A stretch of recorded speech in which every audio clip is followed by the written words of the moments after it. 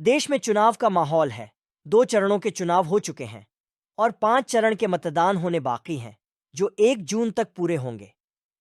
इस चुनावी मौसम में सत्तारूढ़ पार्टी और विपक्ष के नेता तमाम अखबारों और टीवी चैनलों को इंटरव्यू दे रहे हैं और इसी तरह देश के प्रधानमंत्री नरेंद्र मोदी ने अंग्रेजी अखबार द टाइम्स ऑफ इंडिया को एक इंटरव्यू देते हुए खुद पर ध्रुवीकरण वाले बयान देने के आरोपों को पूरी तरह खारिज किया है। अखबार से बातचीत में उन्होंने कहा, कांग्रेस ने धर्म के आधार पर आरक्षण देने के लिए कानून बनाकर संविधान का उल्लंघन किया है। यह ध्रुवीकरण नहीं है। टाइम्स ऑफ इंडिया को दी इंटरव्यू में पीएम मोदी अपने उस हालिया बयान के पक्ष में अड़े रहे, जिसमें उन्होंने कहा था कि पूर्व प्रधानमंत्री मनमोहन सिंह के कहा था कि देश के संसाधनों पर पहला हक अल्पसंख्यकों का है। उन्होंने ये भी कहा कि वह यूनिफॉर्म सिविल कोड लाने के लिए प्रतिबद्ध हैं। उन्होंने कहा, अलग अलग समुदायों के लिए अलग अलग कानून समाज के लिए हानिकारक है।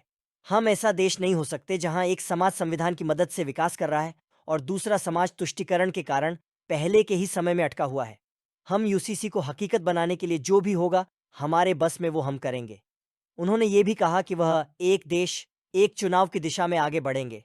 पीएम मोदी ने तीसरी बार जीतकर प्रधानमंत्री बनने को लेकर विश्वास जताया है और कहा है कि वह इस बार 400 सीटों के साथ सत्ता में आएंगे ताकि विपक्षी पार्टियों की उस बुरी कोशिशों को बर्बाद कर सकें जिसके तहत वो एससी, एसटी और ओबीसी के अधिकारों को छीनकर अपने वोट बैंक को देना चाहती हैं।